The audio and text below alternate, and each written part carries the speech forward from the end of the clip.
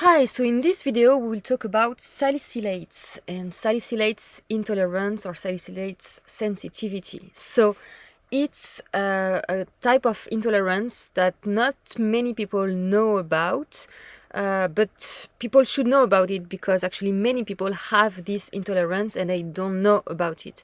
The problem with this food intolerance is that these people, like lots of people, when they start to take care about their health, they want to eat healthy, they will usually eat more vegetables and fruits because that's something that most people know. Fruits and vegetables are healthy, especially fresh and raw. The problem with salicylate intolerance is that salicylates are chemical compounds that are in plant foods. There's no salicylates in animal foods, but it's in plant foods. And it's in some plant foods more than in other plant foods. So people who have this intolerance, typically they have symptoms. We will talk about the symptoms in a few minutes, but they have lots of symptoms and they decide to get healthier, to change their diet, to stop eating junk food, to eat more veggies and fruits, but their symptoms don't get better and maybe they get even worse and they don't understand why. So it could be because they have salicylate intolerance. So here on this picture you can see some of the foods that are high in salicylates. We will detail that in a few minutes. But yeah, let's go. In this video we will talk about the foods high in salicylates, foods low in salicylates, what are salicylates, what is salicylate sensitivity, why are you intolerant to salicylates, what can you do about it, how to heal from it. We will detail all of these things.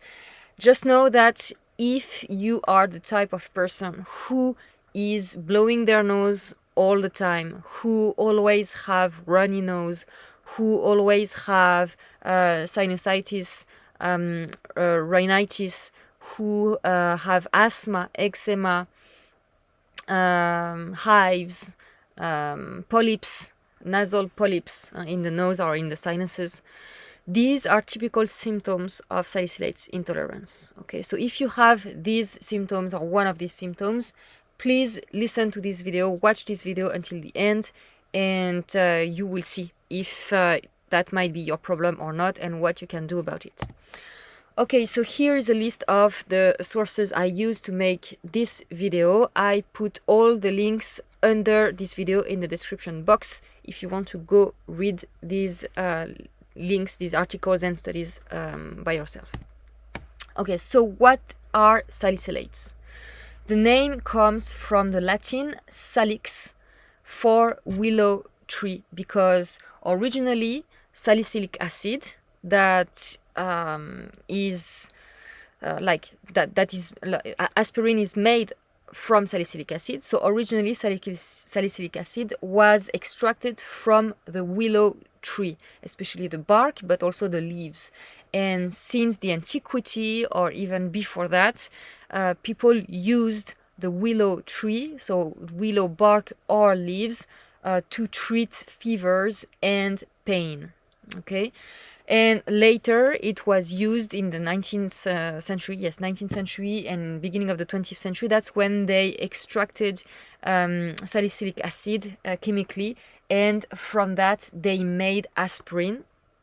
Now aspirin is no longer made from the willow tree. It is completely artificial, but originally it was made from that, and also from a flower that is called meadowsweet. So what are salicylates? Salicylates are the salts or the esters of salicylic acid. Salicylates are a type of phenolic acid or phenol. Okay, it's from the family of the phenols. It is a phenolic phytohormone that has different roles in the plant. It helps for growth and development of the plant. It helps for photosynthesis, transpiration, and ion uptake and transport. Salicylic acid is involved in endogenous signaling, and it is used for the plant as a defense against pathogens. So basically, salicylic acid or salicylates is the same. I will say one or the other name, but it's basically the same. So salicylates are, we can say they are anti-nutrients. It's an anti-nutrients. You might have heard about anti-nutrients like phytic acid or lectins or saponins. I have different videos on these subjects. I have different videos about anti-nutrients. So if you're interested, go watch these videos. I put the link up there, and also I will put the link under this video in the description box. So basically, anti-nutrients are compounds, chemical compounds made in the plants to protect themselves from pathogens or from getting eaten by insects. Now, these anti-nutrients, they have detrimental effects on our health, or they can have beneficial effects on our health. I talk about that in my other videos about anti-nutrients. So for more details, again, go watch my other videos. So regarding salicylates, it's typically a type of phytonutrient that is healthy for us, as long as we don't have this intolerance to salicylates. Okay, so the beneficial effects on our health is that they are anti-inflammatory, anti-cancer, neuroprotective, they have anti-diabetic effects, etc. So basically it works like polyphenols. In one of my videos about anti-nutrients, I talk about polyphenols. You might have heard of polyphenols. They are a type of anti-nutrients made in plants. Polyphenols are what gives the colors to all the different fruits and vegetables, and the flashy colors that are like green, yellow, orange, red, purple. These colors are because of the polyphenols. Polyphenols typically are also anti-nutrients, but you might have heard of polyphenols as something very good for us, very healthy for us, and it is. So why polyphenols are healthy for us is because they are anti-nutrients that attack our body when we consume them. It's a small stress on our body every time we eat them, and this small stress induces mechanisms in our body that create antioxidants. So the antioxidant activity of polyphenols is actually because of the stress it causes in our body. Our body gets stronger and healthier when exposed to little stresses that are temporary. Like from time to time you eat fruits, vegetables rich in polyphenols, that will strengthen your health, that will strengthen your veins, your arteries, your blood vessels. Okay, it's the same principle for salicylates. Salicylates are good for us in small amounts, and it trains our body to work better, to detoxify better, and yeah, that's how it works. So that's for the majority of people. But if you have salicylate intolerance, on the contrary, salicylates won't help you, but it will hurt you. But basically, because it is supposed to help us, it does help most of us, it's very important for our health. And in the recent years, vegan doctors proposed to create a new vitamin that is called vitamin S, and that they propose to say, okay, let's say there's a new vitamin, it's vitamin S for salicylates, because they think salicylates are so healthy for us that they should that they should be a vitamin. Of course, this didn't happen, because the definition of a vitamin is a compound that is vital for us, that we cannot live without that. And salicylates are very healthy for us, but they are not vital. Anyway, I'm telling you that story just to illustrate how healthy salicylates are for most people. But now we will talk about the problem that it can cause in some people. So salicylates are in all plant foods. You don't find salicylates in animal products. And you can also find salicylates in medications. And of course, the most famous one is aspirin, because aspirin was originally made, as we said, from the willow tree, very rich in salicylates. But you can also find salicylates in food additives and in many beauty and health products. Okay, so let's talk about salicylates intolerance now. So it's a big problem. Actually, not so many people have heard of this intolerance, but it's a shame because many people have that intolerance. In one study, they say that 2.5% of the European population have this intolerance. That's huge. That's millions and millions of people who have this intolerance, but actually most people don't know they have that intolerance. So the people who are susceptible to be intolerant to salicylates are the people with the following conditions: people with asthma, children with ADD or ADHD, people who experience migraines, headaches, or itchy rashes from certain foods, people with irritable bowel syndrome, IBD. Many of these people have salicylate intolerance. So in one study here, they say that 2.1% of people with Crohn's disease have salicylate intolerance. 5.9% of people who have gastrointestinal allergy have salicylate intolerance, and 7.4% of people with ulcerative colitis are intolerant to salicylates. That's huge. And also here in the same study, they say that mesalazine, that is a very common drug that is given to people with ulcerative colitis, is ineffective in more than half of ulcerative colitis patients with salicylate intolerance. So many people with ulcerative colitis who take this medication, mesalazine, this medication doesn't work.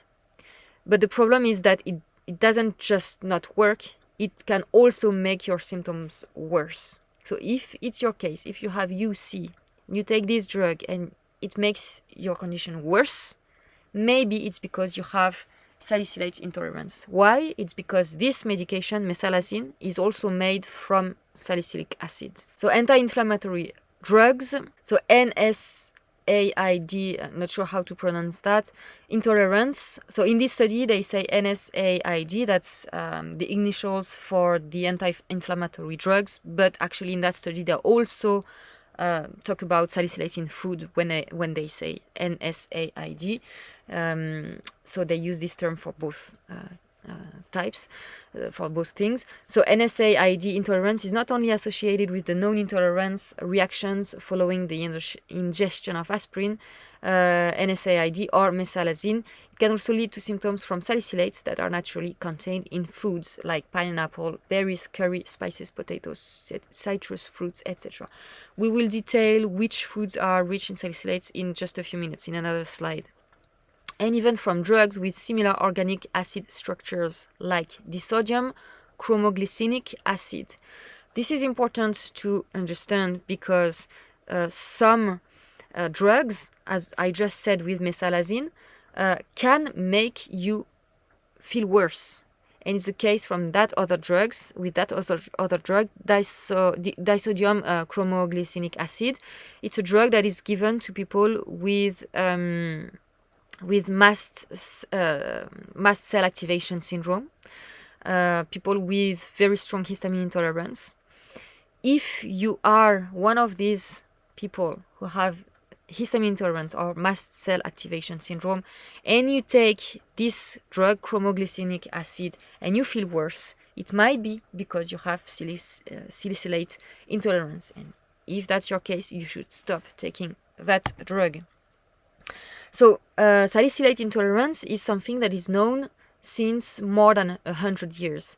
It has been known since the turn of the century that aspirin ingestion could precipitate acute urticaria. And more recently, in some other studies, they noted that aspirin could also trigger recurrences in many patients with recurrent idiopathic urticaria and angioedema. Okay, so here in this article they talk about that. It's been a long time that we know that aspirin can cause many symptoms, especially rashes, hives, and asthma. Many people react to aspirin. Here they say 20% in 228 patients reacted to aspirin, 21% of 268 patients with recurrent idiopathic urticaria and angioedema reacted to aspirin, and so on. So I let you pause on this slide if you want more information. Just know that you can react to aspirin, but chances are that if you react to aspirin, you will also react to other chemicals, dyes that are in our food, benzoates, not sure how you pronounce that, used as preservatives, tartrazine, and other chemicals like that. So what are the symptoms of salicylate intolerance? The classical symptoms are in the respiratory tract. It will be mainly rhinosinusitis, nasal and sinus polyps, or bronchial asthma. Okay, up to, as we said in the beginning, up to 2.5% of the European population is affected, and about 10% of asthmatics. In this study, they say 10%. In some other studies, they say up to 20 or 22% of asthmatics people have this intolerance. So mainly symptoms in the respiratory tract, but also symptoms of your tissues on your skin or tissues in your body, like in your gut. So the symptoms will be urticaria, colitis, or diarrhea mainly. The doctor must ask whether asthma, skin symptoms, swelling of the nasal mucous membrane, gastrointestinal symptoms, or cardiovascular shock have occurred immediately after salicylate consumption. Polyps in the nose and nasal sinuses occur later and grow slowly. The decisive clue is then provided by their rapid and repeated recurrence after operative removal. Okay, so if you have symptoms, like acute symptoms after consuming salicylates, that can be asthma, skin symptoms, swelling of the nasal mucous membrane, or gastrointestinal symptoms, that should indicate that you might be intolerant to salicylates. And if you have polyps in your nose, it shows that you have been exposed to salicylates chronically for a long time. Okay, so polyps in your nose are a sign of chronic exposure. The other symptoms that we said before are more a sign of acute exposure. So as we said here, again, asthma, rhinitis, sinusitis, nasal polyps, colitis, diarrhea, and etc. Here it says it's very common, this intolerance, in people who have asthma. It is estimated that 2 to 22% of adults with asthma are sensitive to these compounds. And here also it's interesting to note that people who are salicylate intolerant are also likely to develop an amine sensitivity or histamine intolerance. Some of the symptoms of amine intolerance are similar to salicylate intolerance. In fact, around 70% of foods that are high in salicylates are also high in amines. So that's very important to notice. If you know you have histamine sensitivity, you might also have salicylate sensitivity, and vice versa.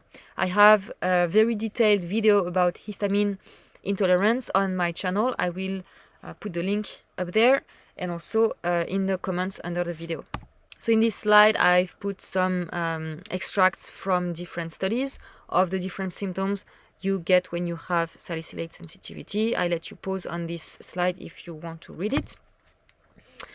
And here again, you have like the different symptoms and percentage of people who have this intolerance. I let you pause on this slide if you want more details. But here it says, for example, 15 to 20% of people with chronic rhinitis, nasal polyps, sinusitis, and asthma have salicylate intolerance. Other symptoms are headaches or migraines, so itchy skin, rashes as hives, eczema and others, stomach pain, reflux, nausea, vomiting, stomach bloating and discomfort, wind, so gas, diarrhea or constipation, chronic constipation. There are stories of people with chronic constipation. They have been constipated their whole lives, and when they stop consuming salicylates, they are no longer constipated. Very impressive. Bedwetting, cystitis, asthma, stuffy nose, runny nose, polyps, frequent throat clearing. That's not what I'm doing now. Now it's because I'm coughing because my throat is dry. But anyway, it's still the beginning of this video, so I better get some water.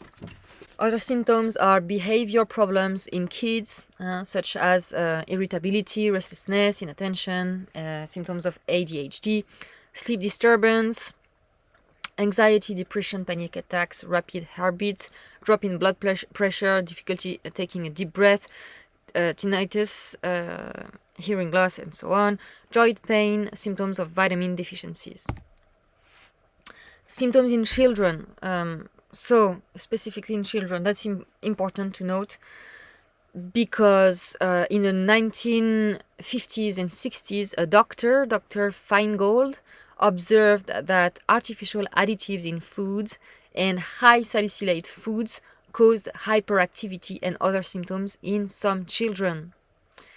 And by removing these additives and the salicylates in the diet, many children got much better. Many children who had ADHD, many children with autism got rid of most of their symptoms just by eliminating these things.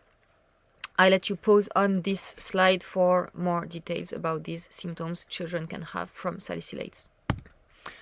Now, what is the cause of salicylates intolerance? Why are some people intolerant to salicylates and why are some other people not intolerant to salicylates?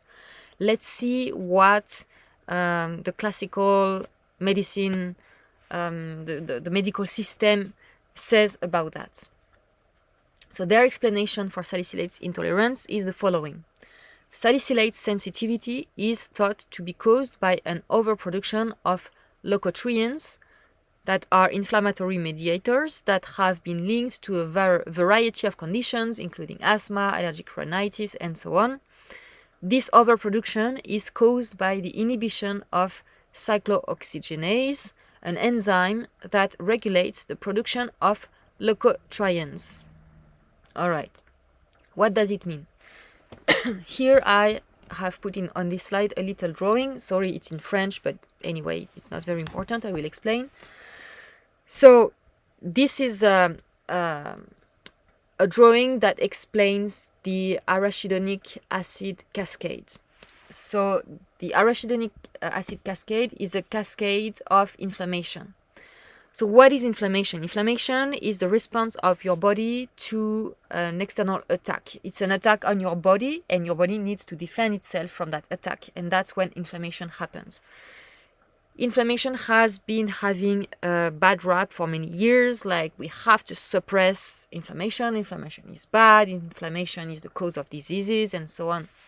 But the reality is that inflammation is necessary for our health. As I said, inflammation is how your body defends itself. So inflammation is actually a good thing. The bad thing is not inflammation, is the thing that causes the inflammation. Okay? So the thing that attacks your body. Anyway, when something attacks your body, you will get the inflammatory process that starts to, again, protect your body. So here, this is what happens in this drawing. You have the arachidonic acid cascade. So what is it? Arachidonic acid is fatty acid that you get from animal foods or that your body can produce from omega-6 fatty acids. The arachidonic acid is necessary to start these inflammatory processes here. Okay, so when inflammation starts, arachidonic acid is released, and from this arachidonic acid are made different enzymes that will synthesize prostaglandins. These prostaglandins made in these processes called COX-1 and COX-2 will have different targets, different roles.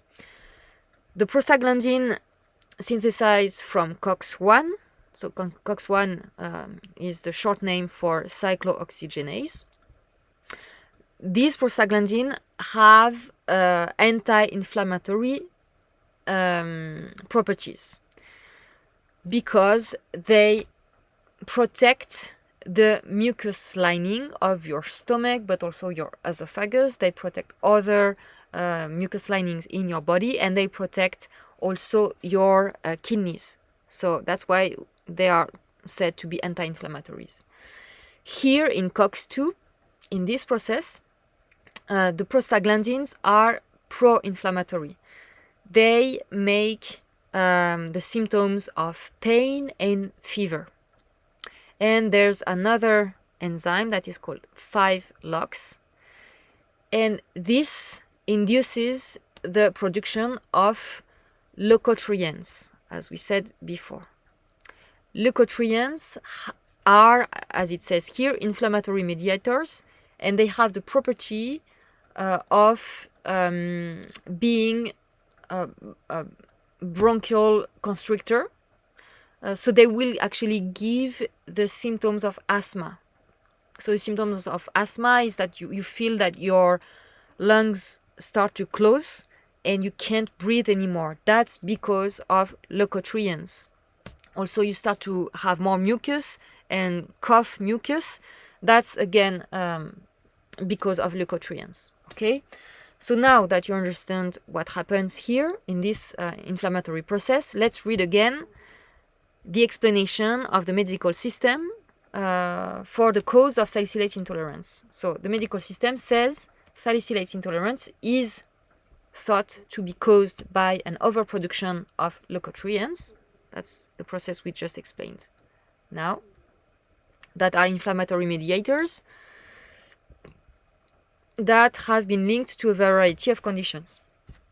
This overproduction of leukotrienes is caused by the inhibition of cyclooxygenase, COX-1, an enzyme that regulates the production of leukotrienes. What does it tell us? In my opinion, it tells us nothing.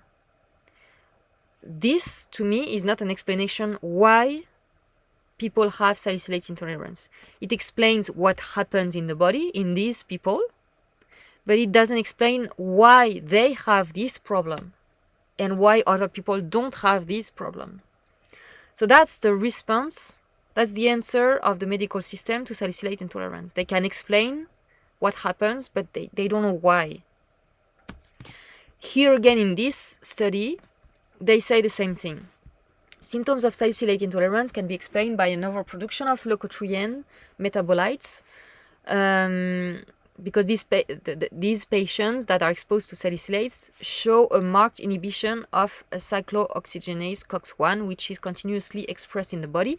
On one side, this leads to a diminished production of typical cyclooxygenase products. As we said, it's tissue protective, prostaglandin derivatives, while on the other, it accelerates the metabolization of arachidonic acid towards leukotriene. Okay. So, and leukotrienes have these properties: bronchoconstriction, bronchial hyperactivity, mucus production, and vasodilatation. All right, so that's what we saw right before. But again, to me, it's not an explanation of why people have this intolerance. Now, let's see what the naturopathic community says about salicylate intolerance. How do they explain this intolerance? Let's see. They say deficiency, so it's caused by a deficiency in the detoxification pathway. Phenols, so again, salicylates are phenols. So phenols need to be broken down in the body, detoxified, which occurs through a process called sulfation. Potentially, over 80% of ASD children have a deficiency in a key detoxification pathway. So here it's an extract from an article where they focus on children, but of course it's the same for adults. The pathway involves using sulfur in the form of sulfate, known as sulfation. The enzyme involved is phenol sulfotransferase, PST, and helps eliminate phenols from the body. So here you have this drawing here that explains that. So this is interesting. It explains that you have salicylate intolerance because there's a problem with the detoxification pathway in your body, especially in your liver, with the process called sulfation. So this is what is sulfation. Sulfation is when sulfur in your body, thanks to the PST enzyme, is converted to sulfate, and then sulfate is used for liver detoxification. So according to the naturopathic community, this is the problem why people have salicylate intolerance. To me, it makes sense. It makes more sense than what the medical community says about that. These detoxification pathway processes other phenolic compounds, including salicylates, artificial food colorings, artificial flavorings, and some preservatives. Besides requiring PST, research has found that salicylates further suppress the activity of any PST enzyme present, making matters worse. Food dyes also have been shown to inhibit the PST enzyme. Feeding large amounts of sulfur and phenolic-based foods to PST-deficient children or adults will cause a buildup of phenols, amines, salicylates, and other toxic substances normally cleared by the PST enzyme. So basically here it says that the problem is mainly here with this enzyme. It doesn't work properly. But then it says it appears that this suboptimal activity of PSD activity is a function of low plasma sulfate levels rather than of deficits in the actual enzyme. So actually, it's not so much a problem here with this enzyme. It's a problem of the amount of sulfate available in your body. So if you have this intolerance, chances are that you don't have enough sulfate so that your liver can detoxify. Thus, any food or chemical that requires or uses up sulfate during its breakdown will make the situation worse. Common foods that can cause this problem include apple juice, citrus fruit juice, chocolate, and paracetamol. We will detail the foods high in salicylates in just a few minutes. Here is another drawing that explains very well the phenol sulfotransferase, so PST, pathway. It looks complicated when at the first glance, but actually it's not so complicated. So basically what it explains is that from your diet you will eat proteins. Proteins are amino acids that are rich in sulfur, especially some amino acids like cysteine and taurine. These amino acids can then be converted in your body into sulfur thanks to this enzyme, cysteine oxidase, that will work properly thanks to molybdenum. Now you have sulfur in your body, and you can also get sulfur from supplements like Epsom salts or other supplements rich in sulfur. Actually, I think they meant to put Epsom salt here because it's actually not sulfur, it's sulfate. It's magnesium sulfate, but anyway. So now in your body you have sulfur. Now your body needs to convert sulfur to sulfate. To do so, the body uses this enzyme, the PST enzyme. Here, some things will make this enzyme not work properly.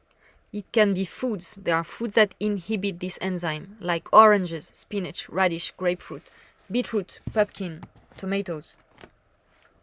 It's not a problem for everybody, but sensitive people will get problems with these enzymes when they consume these foods. Some supplements also can cause this problem. vitamin B6 or molybdenum in excess. Okay, this will happen if you supplement with isolated vitamins and minerals. I am very against supplementing with isolated vitamins and minerals. I prefer to recommend getting your vitamins and minerals from real food, because supplements are always toxic on the long run. I explain that in many of my videos and also in some articles that I have on my blog.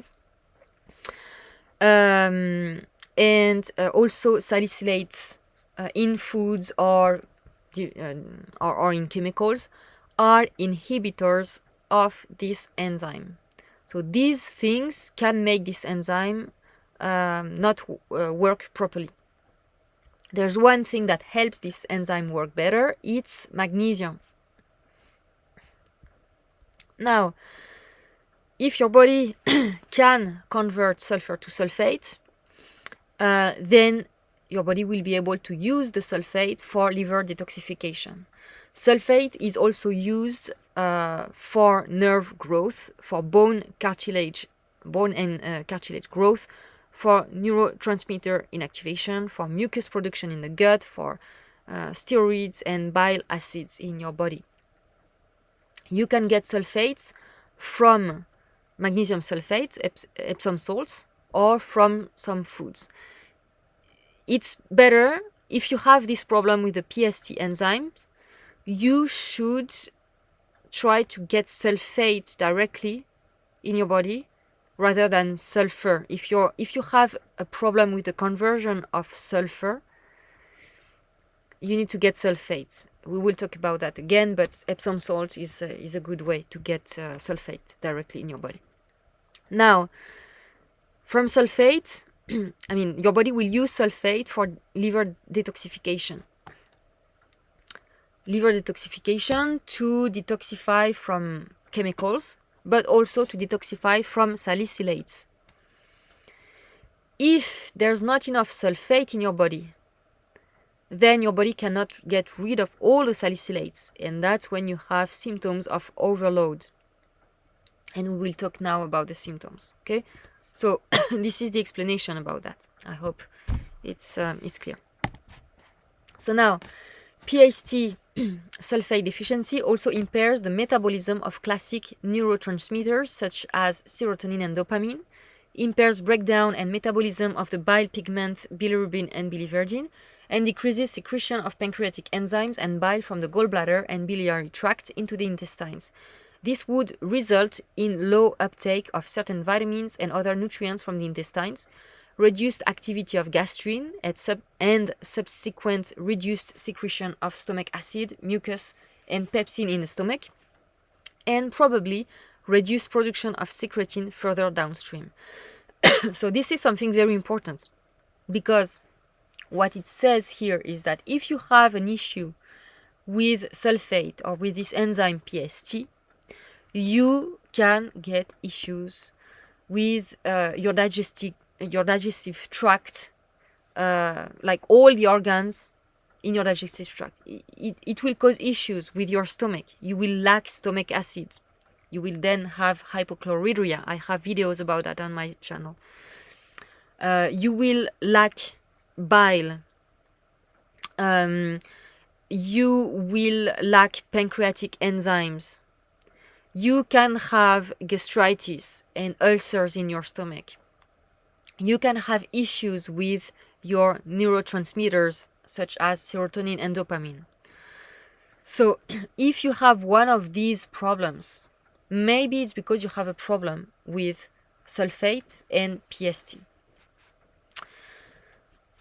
Excess boron interferes with the metabolism of phenols. Boron is found in apples, pears, grapes, nuts, leafy green vegetables, and legumes. Supplying these substances, especially apples, pears, and grapes, or their juices in large amounts to PST deficient children will cause a buildup of phenols, amines, salicylates, and other toxic substances normally cleared by PST. So we talked about sulfation. That is one way your liver detoxify. It uses the sulfation pathway. Actually, now we will talk about 3 different pathways used by your liver to detoxify. So sulfation is one. There's also glycine, and there's also glucuronide. I'm not sure how to pronounce that, but glucuronide conjugation. Okay, so here it says in this study, salicylic acid undergoes metabolism primarily in the liver, as we saw. At low non-toxic doses, approximately 80% of salicylic acid is further metabolized in the liver via conjugation with glycine, okay, one pathway, and subsequent formation of salicylic acid. Salicylic acid also undergoes glucuronide conjugation to form acyl and phenolic glucuronides.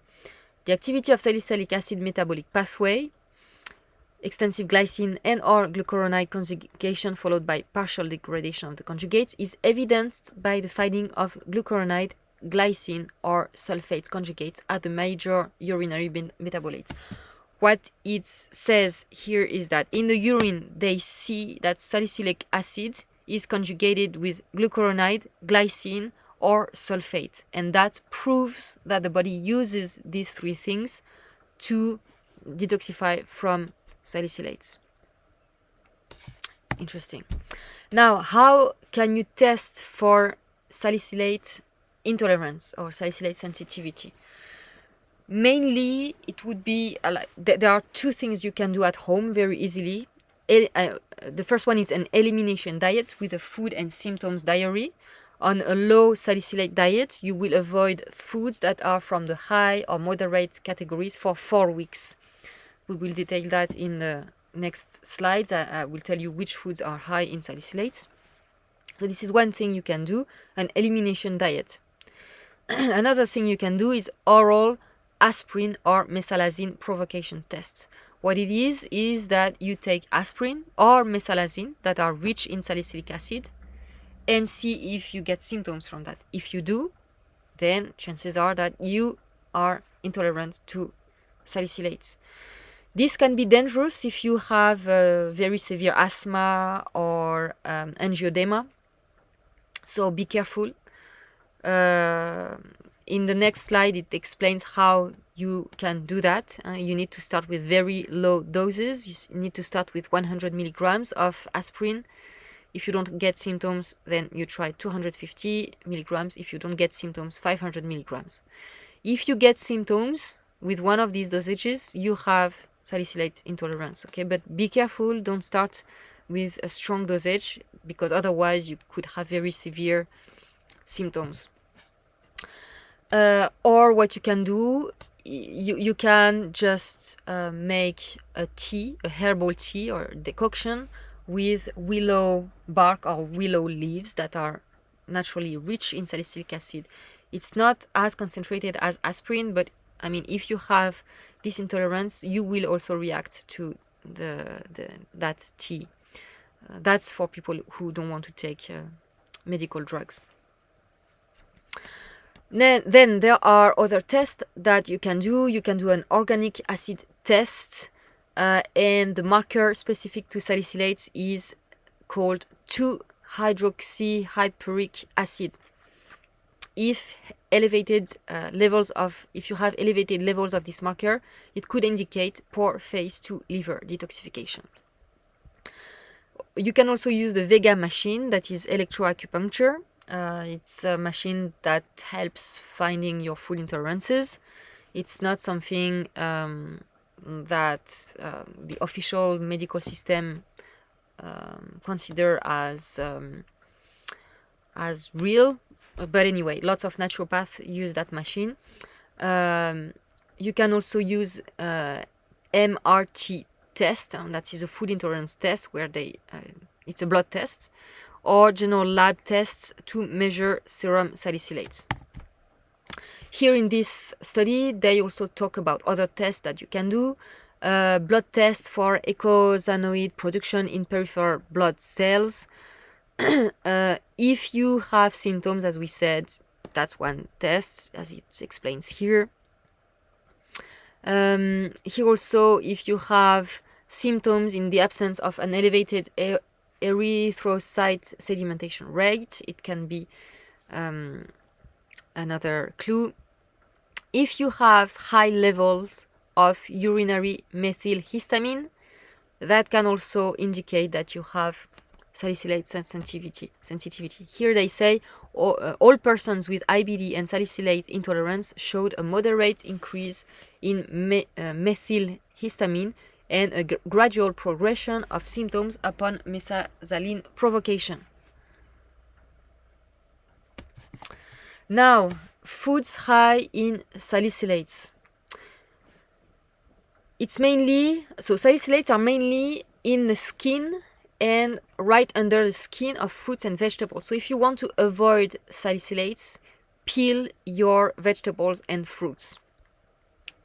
There's high salicylates in unripe fruits and vegetables. So here, if you want to avoid salicylates, don't eat unripe fruits and vegetables, eat them very ripe. You have lots of salicylates in all dried fruits, in all nightshades, in processed foods, soup stocks and sauces, GMO plants, foods that contain sulfites, jams and jellies, mint flavoring chewing gum, and in most berries. Here you have a list that I've put here. I used several lists on the internet, and I tried to put the main ones here. You will find contradictory lists. Like in some lists it says that lemons are high salicylates. In other lists they say lemons are low in salicylates. Same for potatoes, same for tomatoes, same for cabbage, broccoli, and stuff like that. So why? It's because, so it's very well explained. Here it says the reported level of salicylates in different foods is highly variable between studies. Swain and al. So Swain and al. Is the oldest comprehensive study that lists foods high in salicylate. They list 333 foods and their content in salicylates. So in that studies, they published the salicylate content of 333 foods, and these data continue to underpin dietary salicylate avoidance advice. Subsequent studies have reported different results for the same foods, possibly due to diverse analytical methods and the origin, processing, and storage of the foods tested. That's why you can have different lists. Okay, it depends on so many things. It depends where the plant grows. Let's say grapes. It depends where the grapes grows in the world. It depends how ripe it is. It depends what nutrients it got. It depends of so many things that will make grapes in one list being high in salicylates, in another list not as high. So again, that's why it's complicated to really know the levels of salicylates in foods. And also, in different studies, you have different bioavailability of salicylates. In some studies, it shows it has high bioavailability. In other studies, it's low bioavailability. It's very hard to say. But there are some foods where everybody agrees that they are very high in salicylates. And amongst these foods, you have all spices and herbs used to cook, so all spices and herbs such as tarragon, rosemary, coriander, basil, thyme, and so on, mint. So on these foods, on these spices and herbs, there's no doubt they are very high in salicylates. But regarding the other foods here, again, it's not very clear. Regarding the oils, mainly coconut oil and olive oil are said to be high in salicylates, but again, it depends on the source you look at. The most important sources are here. I have put them here. That's this one is the 1985 study I was talking about. So if you want to go watch that study, the link is under this video. Go click on that study. These are the most reliable food list here. And this one here, fedup.com, is the last study, the most recent study where they analyze the levels of salicylates in food. The study dates from 2017. So go use mostly these two. It will give you like the amount of salicylates in different foods. Here again, this is in one of the studies I used for this video. You have the salicylate content of some foods. Here you see it's very, very high in curry, paprika, oregano, mustard, cayenne, pepper, oranges, currants, sultanas, apples, not so high in pears, but still, in potatoes, a little bit in garlic, and almost none in bananas. And here you have other food list here. Other food list here, I let you pause if you want to look at that with more details. Here again, now high salicylates drugs and chemicals. Of course, it's in all NSAID drugs, as we talked about, mostly in aspirin. And here you have a list, so I let you pause on this slide to see the details. Now, regarding the anti-inflammatory drugs, non-steroidal anti-inflammatory drugs, they have different names. So if you want to know the names, just go on the Wikipedia page. Here I will click and you will see you have all the names. Where is it? All the names of the different drugs. You will find them here at the end of the page. So you have all the names of the drugs, so you know that all these drugs have salicylates. So if you have salicylate sensitivity, avoid all these ones here.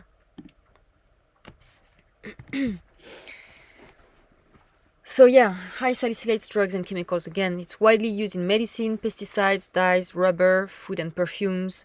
Very important to know that it's in dyes in your food. So again, the best way to avoid that is to not eat any processed foods.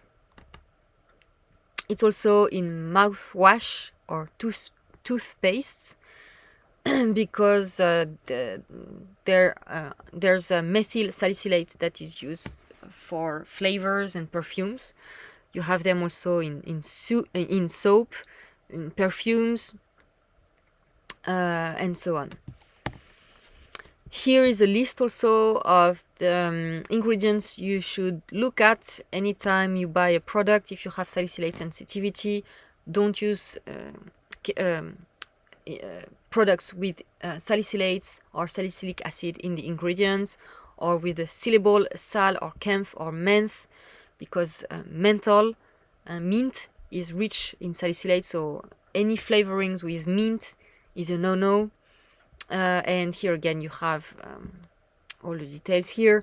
There's also this link that you can go watch with more details of the different additives you have in different creams and sunscreens.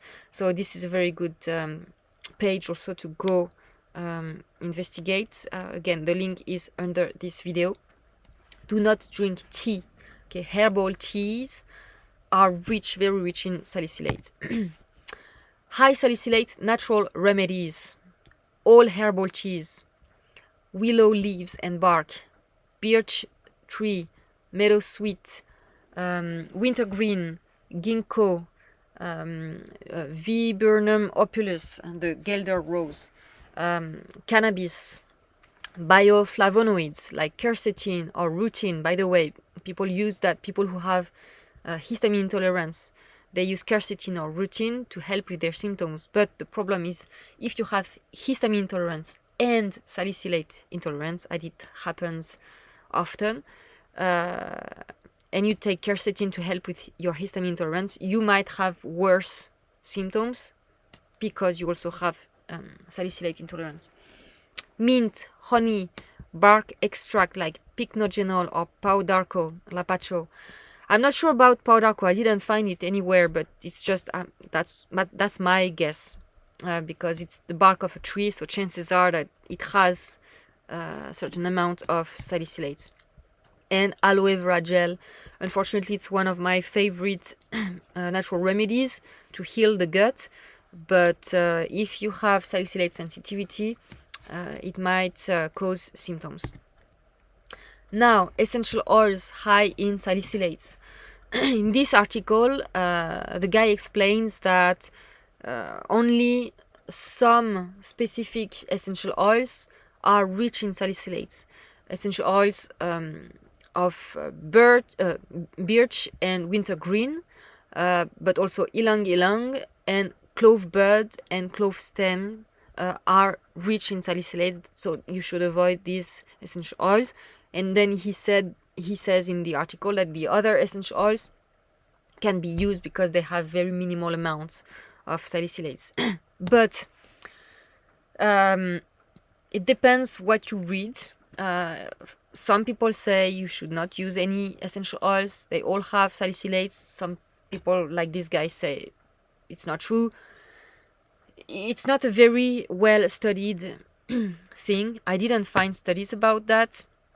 So if you are not sure, just don't use them. My recommendation is that if you have salicylate sensitivity, don't take the chance and don't use any essential oil, at least for the time of the eviction.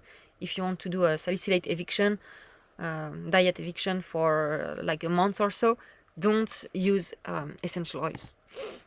Now, low salicylates foods. Again, regarding plant foods, it's very hard to know the truth. Are they low? Are they high? It's very hard to know. What we are 100% sure is that there's no salicylates in animal food. So if you want to do a low salicylate diet, the base of your diet should be animal products. Red meat, white meat, eggs, dairy if tolerated. Chicken, fish, seafood. You can eat all of that with no problem. So it would look like a carnivore diet. A carnivore diet is a very good elimination diet to find out if you are intolerant to this or that. You can find out if you have lots of intolerances with that diet, if you have salicylate intolerance. Regarding histamine intolerance, just make sure that you consume very fresh foods. So you can consume animal foods, but it must be very fresh, okay? Of course, if you have stomach issues like low stomach acid, you will have a hard time digesting these proteins, and therefore maybe you will get symptoms. That won't mean that you are you can get confused if you have symptoms, but it's just maybe because you have a problem with your stomach. But apart from that, if you want to do a low salicylate diet, that's my recommendation. Follow a carnivore diet. So I'm not in favor of a long-term carnivore diet. If you do it for 1 week, that's okay. But I would not recommend to follow a strict carnivore diet with only animal food for more than 1 week, because it can lead to many problems. You need carbs, you need plant foods. I explained that in other videos. You can get so many problems, hormonal issues, fatigue, irritability, lots of issues if you don't consume any carbs. So what you can do, my recommendation would be, like, for 1 week you can do a strict carnivore diet. The second week you can add some plant foods that everybody says are low in salicylates. So there's no doubt about these foods. These foods are rice.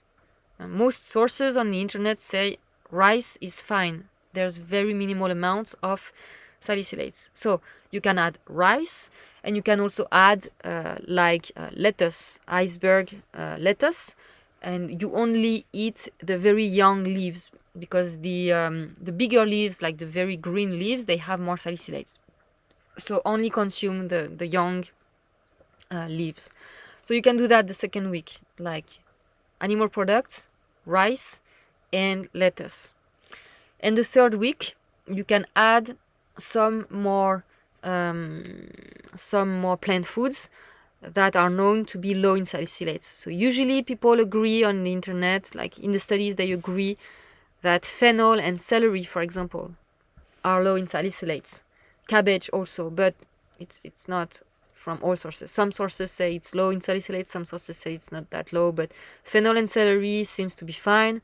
Lentils also. But I actually don't really recommend eating lentils if you have any digestive issues because they are hard to digest. But basically, yeah, you can do that. Bananas also, many sources say it's low in salicylates. So you can do, as we said before, a 4 weeks elimination diet. See how you feel. If you feel better, if you feel your asthma is going away, your eczema is going away, your sinusitis is going away, then that's a sign that maybe you do have a problem with salicylates. And after 4 weeks, you reintroduce foods rich in salicylates. And if you get the symptoms again, then it's clear you have this intolerance. So let's sum up. What are the causes of salicylates intolerance? First cause, it's an impaired liver detoxification through the sulfation process, but also the glycine and glucuronidation pathways. Second cause, poor sulfation or lack of PST enzyme, as we explained in the beginning of the video. Third, exposure to chemicals overwhelming the liver, like chlorine or food additives, drugs, etc. More details about chlorine here. An overexposure or consumption of anti-inflammatory drugs leading to hypersensitivity. So that's for people who have been taking aspirin or other anti-inflammatory drugs chronically for years.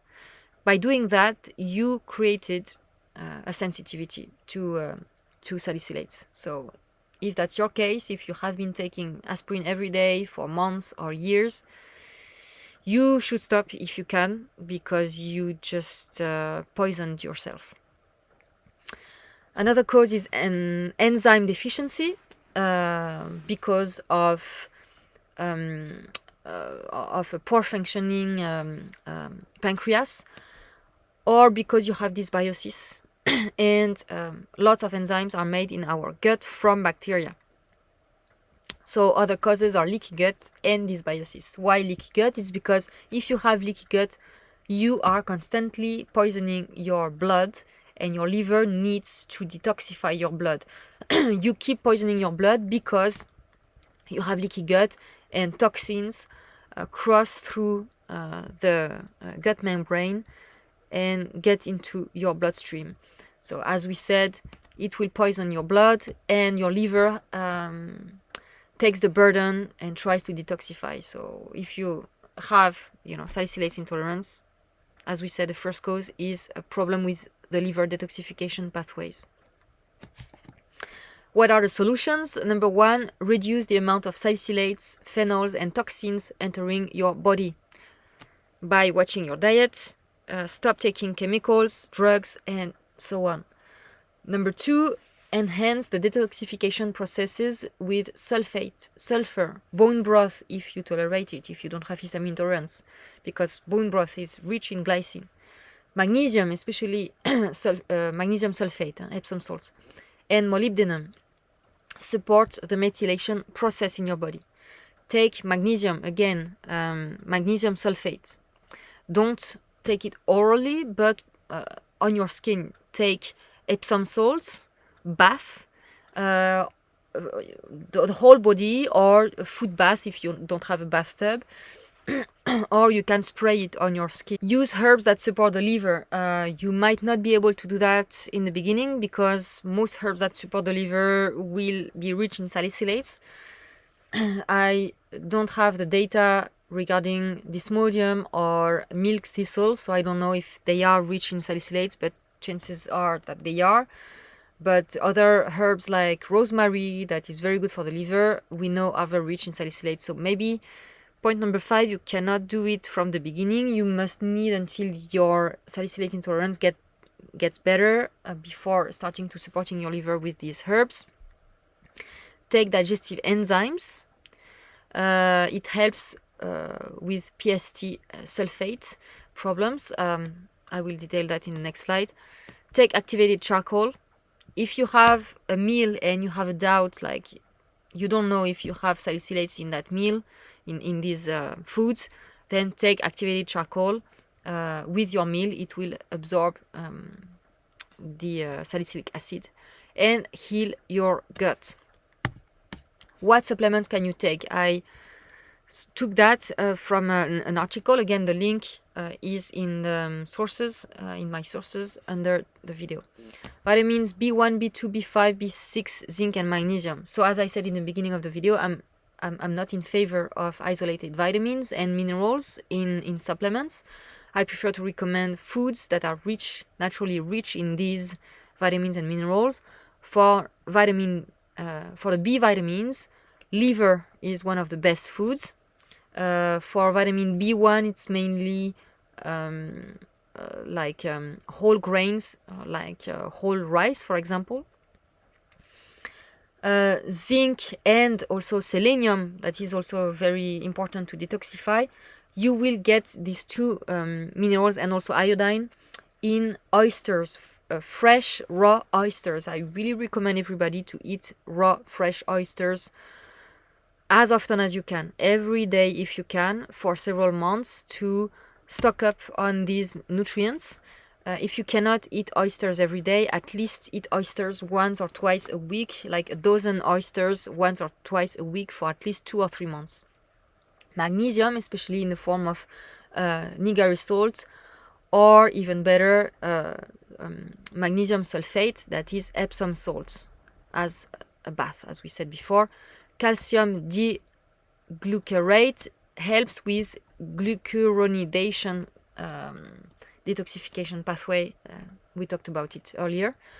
Glutathione. So I don't recommend supplementing with glutathione, but with the precursors of glutathione. I have a video about that. I will put the link up there where I explain why and what I recommend. I will also put the video in the comments under this video.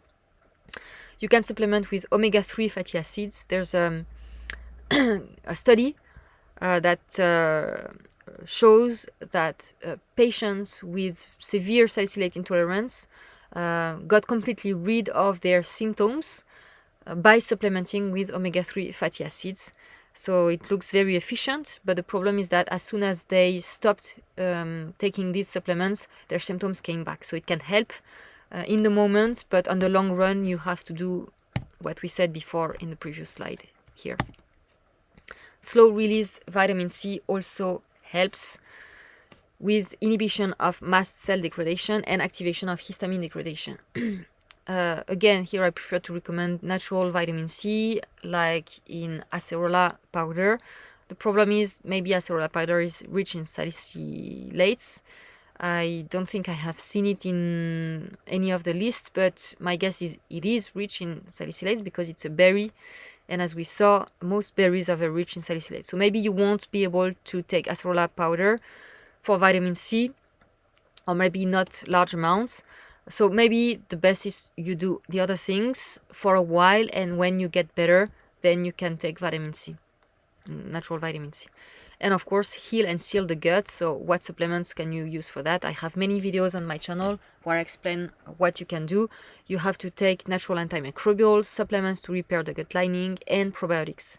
Use binders, zeolite, and activated charcoal, but you can also use clay. I didn't find clay in any of the studies or the articles regarding the binders for salicylates, but my guess is clay should work because it works the same way as activated charcoal and zeolite. You can take glycine because it also helps. I mean, it's also used by the liver to detoxify. And you can take amylase enzymes. There's a doctor in the US or maybe in Canada, I forgot.